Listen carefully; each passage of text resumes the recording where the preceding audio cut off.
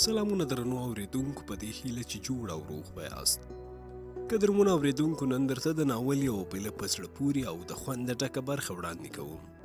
هیله ده چې تر پایه راسره مل پاتې سئ.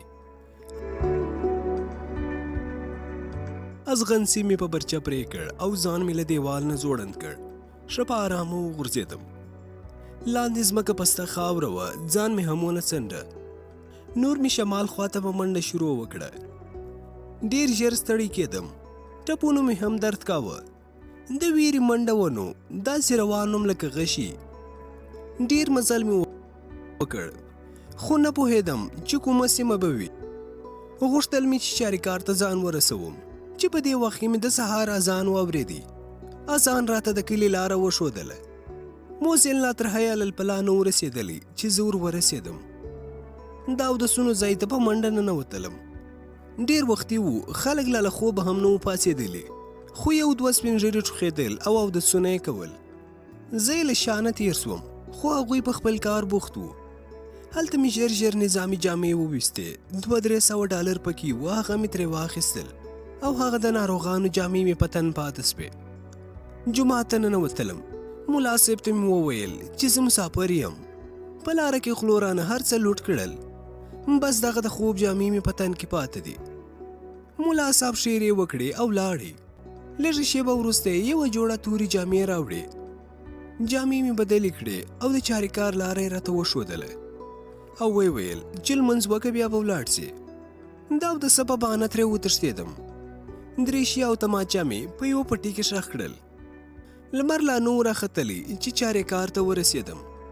ځینو دکاندارانو خپل دکانونه خلاصول. یو واسکټ، یو سور پکول او یو هغه وړوکی د اوږې دسمال مې واخیستل. سراچه موټر مې تر تګاب پورې په کرایه کړ او حرکت مو وکړ. څو شېبې وروسته د ژورنالستانو خبره په اسمان کې چورلکې ګرځېدې او ماته داسې ښکاره سوه لکه په ما پسې چې یې پروازونه کړي وي. زموږ موټر هم ښه په مزه روان و. موټروان ځوانکی، بدرنګه خو ښه اخلاقي هلک و. نوم یې راته شیرین اغا وښودی. مستې کیسټې یې اچولې، خو یوه هم پکې زما د خوښې نه وه. تر ټولو یې د نازک بال سندرې ډېرې اورېدلې. د موټروان کړه وړه مې وڅارل او پوه سوم چې د ملګرتیا وړ هلک دی، باید ملګری یې کړم. ما سره د دې ویره هم وه چې کیدای سي په سړکونو کې به زما د نیولو لپاره تلاشي ولاړې وي. شیرین اغا په دې سیمو کې ښه بلد ښکارېدی. د ځان د ډاډ لپاره مې ترې وپوښتل ښه اوس په کومه لاره ځو؟ زه خو په دې لار چندانې بلد نه یم. شیرین اغا ما ته راوکتل او ویې ویل دا مخامخ سړک راسه تنسیا ته وځي، بیا چپ لاسه تاویږو او د ګلدان سیمې ته وځو، بیا محمود دراکي ته ځو چې د کاپیسا مرکز دی، ښه لوی بازار لري. محمود دراکي نه بیا لمر خاته ته ځو، هلته نو د افغانانو کلی دی چې ټول پکې پښتانه دي. ما د شیرین اغا خبرو ته ښه غوږ نیولی و. ما ویل که چیرې له ده نه جدا سوم لاره به راته معلومه وي. ویلې پسې یوه دښته راځي چې نیم ساعت مزل به په دښته کې وي. بیا د السي ولسوالۍ ته رسیږو، بیا نو د تګاو بازار دی. نور خو به بلد یې. ما ویل هو، له تګاو نه سروبي ته څومره لاره ده؟ هغه وویل زما په فکر 2 ساعته به وي. شیرین اغا ویل چې د تګاب لال کوزوی نه دی. پرون یې له تګاب نه یو در بس چاریکارو ته راوړی وو او اوس تش روانې دي چې زه پرې پېښ سوم. د شیرین اغا په هکله په سوچونو کې وم چې موټر د سیات خواته ګړندی روان و. د سوچونو مزې مې شیرین اغا پرې کړ. که اجازه دې وي زه به دا سګرېټ وڅکوم، تیار مې ډک کړی دی. ما به ورته څه ویلي وای، له مخکې مې پرې شک راغلی و چې چرسي دي. زه ورته په بریتو کې مسکی سوم. ما ویل وڅکه په ما یې بوی ښه لګېږي، خو څکلی مې کله نه دی. زه پوهېدم چې دا خبره په چرسیانو ښه لګېږي او ما هم غوښتل چې د لارې ملګري را سره خوشحاله وي. له دې سره مسک غوندې سوم. څه یې ویل چې ما ترې خبره ونیوله. زه خو هسې کدو یم. سګرېټ یې له خولې لرې کړ او پخ یې وهل. ښه ډېر یې وخندل. زما بیا د شیرین اغا خندا ته خندا راغله. په خندا مې ورته وویل زه پوه سوم مخکې له دې چې ته راته ووایې ما به خپله درته وویل. ډېر ملګرو به راته دا خبره کوله، خو ستا په هکله مې هم یوه ټوکه زده ده. هلک په خندا سو. په حیراني یې وویل زما په هکله؟ ما ویل هو، د شیرین اغا په اړه. یو غیږ لوګی یې له خولې وویستې. 2-3 تخته ټوخي یې وکړل. ته یې ووایه. له دې سره مې ټوکه ورته شروع کړه. د ننګرهار ولایت د شیرخرود ولسوالۍ ته که کله لاړې او څوک دې پکې نه پېژندل، هر سړی چې دې ولیدي ورته ووایه چې زه د شیرین اغا یا د دل اغا ملګری یم. بس دستي به دې کور ته بیایي، ځکه چې هلته په هر کور کې د دل اغا او شیرین اغا په نامه یو څوک خامخا سته. له دې خبرې سره هلک له خندا داسې سور او شین سو چې سترګې پکې ورکې سوې او له ډېرې خندا نه پورته الوتې. په بیړه مې ورته وویل لارې ته ګوره چې اوس به موټر ټکر کړې. له هغو د لګانو نه خو راوتښتېدم چې ته مې مړ نه کې. یو دم شیرین اغا راته وکتل. په وارخطایي یې راته وویل له چا نه؟ له دې سره مې په مزغو کې ګړنګ سو، خو خبره مې له خولې وتلې وه. کله ځینې خبرې بې اختیاره د سړي له خولې نه ووځي، او دلته چې مې خبره له خولې نه ووته، کېدای سي چې نور مې له شیرین اغا نه خطر نه حس کولی، خو بیا مې هم ځان تیر کړي. ورته ومې ویل هسې مې داسې ورته وویل لکه چې هیڅ خبره نه وي. عجبه هلک و، سترګې به یې زما خواته وې او موټر به یې ښه تیز روان کړی و. پوخ او خام سړک یې نه لیدي. زه به مو سر پړسوم. هلک لک سو چې حتمن به رښتیا ورته وایم. د چرسیانو د صداقت کیسې مې ډېرې اورېدلې وې. ما هم غوښتل چې ملګري یې کړم.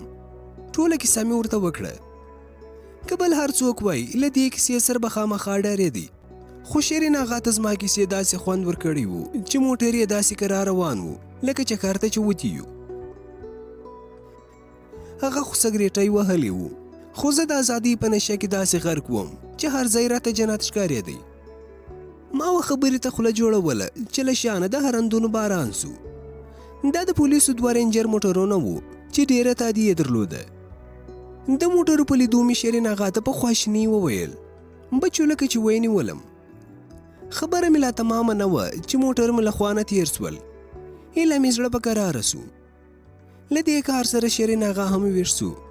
په جدي انداز یې وویل خبره خرابه ده، ته ګاو ته د چا کره ځې؟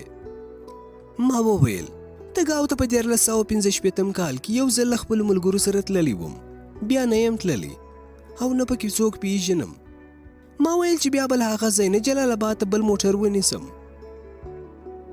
شیرین اغا یوه شیبه غلی سو، خو په دې کم وخت کې شیرین اغا ډېر ښه پلان جوړ کړي. عمر یې راته 28 کاله وښودی، خو له بلا نه ډک و. هغه ویل چې څومره وخت ډېر تیر سي ستا د نیولو امکان ډېرېږي، ځکه په هر ځای کې به تلاشیګانې وي. زه وایم هغوی به تاب سي اوس کابل او بګرام لټوي. هغوی څه پوهېږي چې ته شمال خوا ته راغلی یې او له دې لارې جلال آباد ته ځې. نه پوهېږم چې لکه څه دې داسې کړي دي که څنګه، خو ښه کار دې کړی دي. له دې چرسې نه مې د داسې هوښیارې خبرې هېڅ تمه نه وه، خو لیونی هم په خپل کار ښه پوهېږي. ورته ومې ویل نو څنګه به وکړو؟ ویلې چې ته ګاو کې ښه حجره لرو، که کال هم پکې تیر کې څه خبره نه ده، خو زه وایم چې ډایرکټ جلال آباد ته لاړ سو، ځکه اوس د شپې لخوا په لاره کې هیڅ خبره نه وي. خو چې یو څو زنانې په موټر کې وای بیخي مو کار جوړېدی. ما وویل څنګه مو کار جوړېدی؟ شیرین اغا وویل اوس 2 په 2 یو، د هر چا پام موږ دواړو ته اوړي. خو بس چې یو ځل کلي ته لاړ سو، بیا نور زه پوه سوم او کار مې، ته بیا له هر څه بېغمه یې. د شیرین اغا دا خبره راته ښه ښکاره سوه. زه لږ څه سوچونه کې تللی وم چې ناڅاپه موټر له عمومي سړک نه فرعي سړک ته تاو سو. وارخطا سوم، سړک ته مې وکتل. هلته په لوی سړک پولیس ولاړ او تلاشي روانه وه. لږ وړاندې موټر ودرېدی.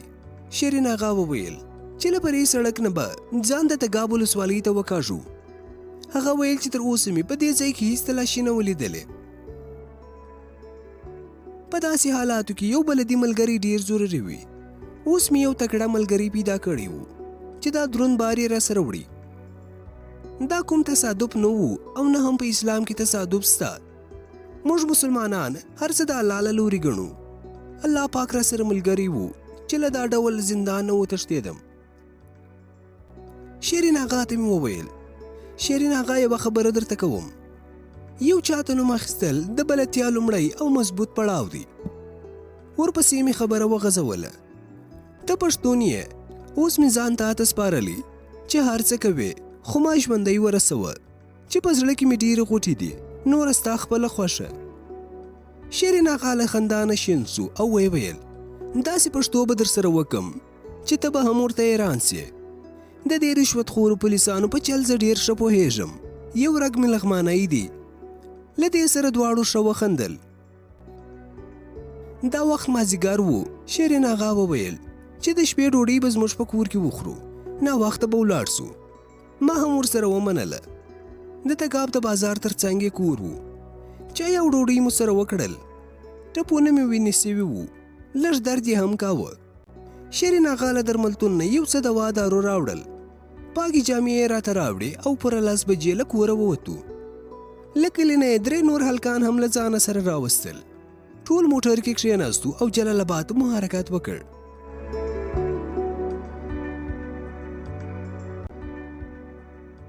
قدرمنو اورېدونکو دا برخه پر همدې ځای پای ته رسېږي. تر یوې بلې برخې د الله په امان.